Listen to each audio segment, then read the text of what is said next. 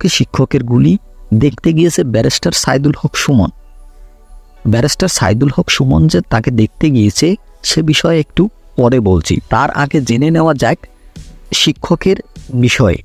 সিরাজগঞ্জে শহীদ মনসুর আলী মেডিকেল কলেজের 3য় বর্ষের শিক্ষার্থী আরাফাত আমিন তমালকে গুলি করার ঘটনায় গ্রেপ্তার শিক্ষক রায়হান শরীফের কাছে পিস্তল, গুলিসহ আরও অস্ত্র পাওয়া গেছে।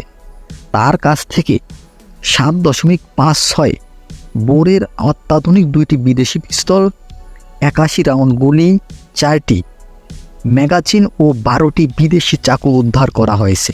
এসব অস্ত্র তার কাছে থাকা ব্যাগেই পাওয়া গেছে। তিনি ব্যাগে করে এসব অস্ত্র নিয়েই মেডিকেল কলেজে আসতেন, তবে তার বাসায় কিছু পাওয়া যায়নি।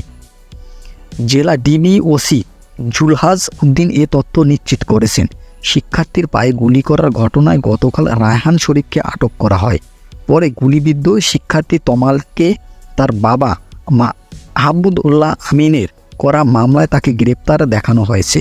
গ্রেপ্তারের পর তার মোবাইল ফোন ঘেটে ইন্টারনেট থেকে ডাউনলোড করা অত্যাধুনিক বিদেশি পিস্তলের অনেক ছবি পাওয়া গেছে।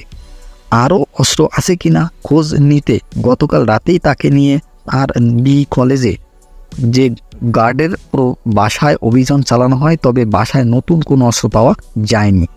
এসব বিষয়ে শোনা মাত্রই ব্যারিস্টার সৈয়দ সাইদুল হক সুমন সেই সিরাজগঞ্জে চলে গিয়েছে। সেখানে গিয়ে তিনি এই যে মনসুর আলী মেডিকেল কলেজের বিভিন্ন বা কয়েকজন শিক্ষার্থীর সাথে বা ছাত্রছাত্রীদের সাথে একটু কথাবার্তা বলেন এবং অবশেষে তিনি আশ্বাস দেন যে অবশ্যই তাকে বিচারের আওতায় এনে সুষ্ঠু বিচার করা হবে।